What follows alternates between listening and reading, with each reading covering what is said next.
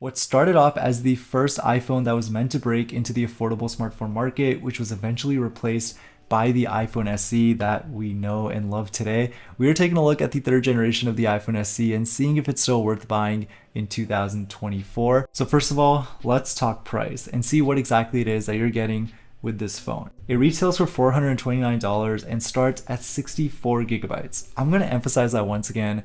64 gigs for $429. Keep that price point in mind for just a second. Now the storage goes all the way up to 256 gigabytes, which brings the price to $579. It also comes in three colors: Starlight, Product Red, and Midnight, which is the color that we have right over here.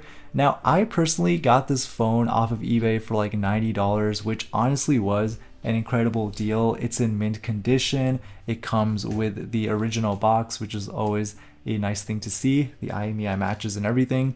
But the only drawback to this phone is that it is locked to TracFone wireless, and that is where things get a little interesting buying devices like these. Now, retailers like Walmart are authorized to sell this device if it is being sold to a carrier and is meant to be used on that carrier's prepaid plan. In this case, you can actually buy the same exact device from Walmart for $189, same exact storage capacity and everything. It will be locked to TracFone wireless, and this is more than half off than what you'd be paying directly through Apple. And you guys might be wondering, well, how did you manage to get this phone for $90?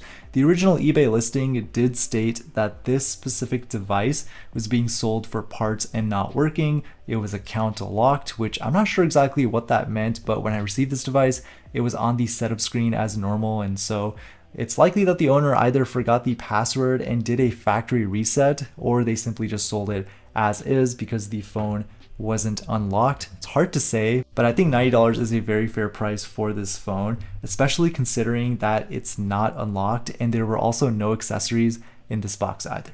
But luckily, Anker, today's video sponsor, was able to provide some for today's video. This isn't just a normal charging cube. This is the Anker Prime Charger. It's capable of 250 watts of total output, which can be achieved through its 4 USB Type-C and 2 USB Type-A ports. One thing in particular that this device does really well is that it's an all-in-one system. I really like that I can charge up to 6 devices simultaneously. It's been great for juicing up my MacBook, my iPhone, and my portable speaker, which I've had for many years now. It also has a screen that shows the exact wattage output, which I thought was pretty cool to have. And it just looks really nice on the desk as well.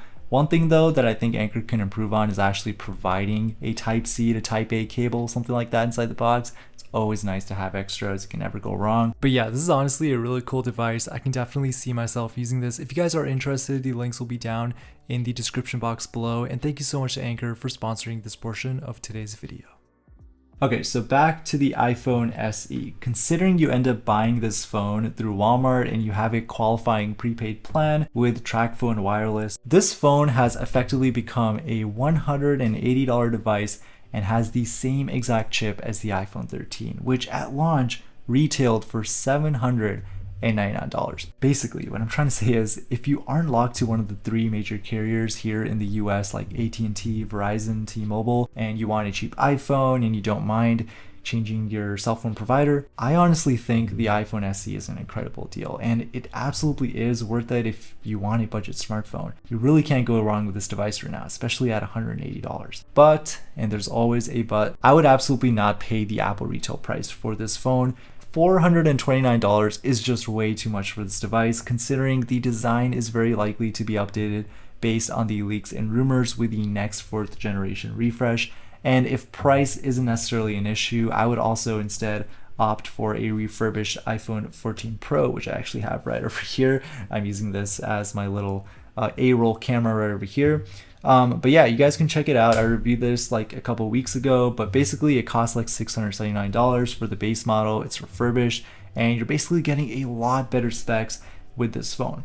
But now the question becomes, who is the iPhone SE really for? This is the only iPhone left on Apple's website that still has a home button. It's completely notchless, very reminiscent of the iPhone 8, a device that released in 2017. And this phone, in my opinion, is your entrance into the Apple ecosystem at the most affordable price. What this basically means is that this phone isn't going to have the best camera or the best display or battery. It's not going to have the most amount of internal storage. but it is going to have a chip that can support the latest software, and I think that's where the SE really stands out. And I mean, this thing is great. It runs my everyday apps with ease, and that should be expected because it is capable of running the latest iOS, although I haven't personally updated it, but it should be able to handle all the apps. But using this phone today, I'm extremely surprised that for $90, I was able to get an iPhone that's in like literal mint condition. Like there are no scratches on this thing. It still has warranty until January of next year, meaning that this phone was likely purchased in January of 2024. But I did a little bit of more digging around because this phone is still running iOS 16.6. This software came out in July of 2023, so that basically tells me that this phone was sitting on the shelves of a Walmart store for like 6 months until it was eventually purchased, and it was never updated by the owner. And I just want to say the iPhone SE really is a testament to Apple's iPhone hardware. It blows my mind that a 2017 design can still be reused and packed with updated internals. It really does remind me of the iPhone 5C. This was the original budget-friendly iPhone that Apple made. In my opinion though, like I think the reason that the iPhone 5C failed is because of like high research, development, and production costs for creating an entirely new design. Like we didn't really see anything like this before. But I think once Apple made the iPhone SE, that's when they realized that it's actually okay to use old hardware for a new device, and honestly it's kind of smart. iPhone 8 was a beautifully engineered device, and the fact that Apple was able to make 2 generations of the SE, the second and third generation, based on the iPhone 8 hardware, that's honestly kind of impressive. And it really makes me think what the next 4th generation iPhone SE is going to look like.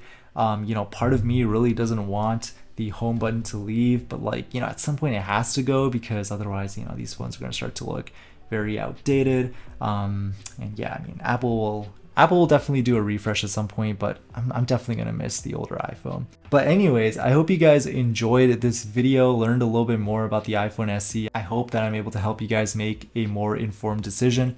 Essentially, for those who may have skipped around, this phone is worth it if you're buying it for the purpose of using it on a prepaid plan. Otherwise, if you're planning to pay retail for an iPhone SE, just skip on it. Do not spend $429. And I say this because you can instead buy like a refurbished iPhone 13 Pro, a refurbished iPhone 14 Pro. Like there are other options, and buying a brand new iPhone SE probably isn't the best option at this very moment. And keep in mind, the iPhone SE 3rd gen was announced back in 2022, so a refresh is definitely on the way, and I'd say definitely look out for that. But if you guys have any other questions, be sure to comment them down below. I'll catch you guys on the next one.